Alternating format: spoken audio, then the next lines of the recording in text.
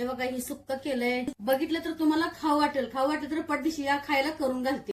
आज काय बेत करतो का नाही अशा पेशे मग आणा जाऊ काय तर चिकन आणा मटन आणा चांगली बिर्याणी करून देते तुम्हाला. बिर्याणी कशाला काहीतरी गावरान कोंबडी बिंबडी त्याचा रस्सा कर. बरोबर करते गावाकडचा जो देशी कोंबडा आणते त्याचा झणझणीत सुक्का आणि रसा आणि मकाची भाकरी मस्तपैकी आज भेट करते मी. कोंबडा कापून आणते थोडस मीठ टाकते यात थोडीशी हळद टाकते सगळं कालवून घेते 5 मिनिटं असं झाकून घेते. तेल ओतून घेते कांदा टाकून घेते. वाटण्याचं साहित्य आहे ही कसकस आहे धन ही 2 कांदा ही एवढं खोबरं आहे ही थोडं तीळ आहे लसूण आलं आणि कोथिंबीर हे सगळं भाजून वाटण करून मुरले चांगलं.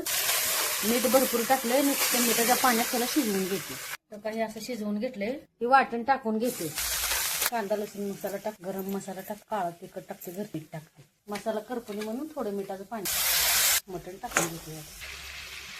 थोडीशी कोथिंबीर टाकून घेते. आता हे आपलं खाण्यासाठी तयार झालं. वाटण टाकून घेते कांदा लसूण मसाला टाकते घरचं काळा तिखट टाकते. हे मटण मसाला थोडंसं मीठ टाकते पाणी मिठाचं पाणी थोडं मटण ओतून घेते. मीठ टाकून घेते कोथिंबीर टाकते चांगला ही रस्सा शिजवून. आज आकाड पेशल आहे आमचा म्हणून साठी गावरान कोंबडा आणून सुक्क झणझणीत रस्सा बनवलाय. बघितलं तर तुम्हाला खाऊ वाटेल तर पटदिशी या खायला करून घालते. चॅनलवर नवीन असाल लाईक करा सबस्क्राईब करा शेअर करा कमेंट करा.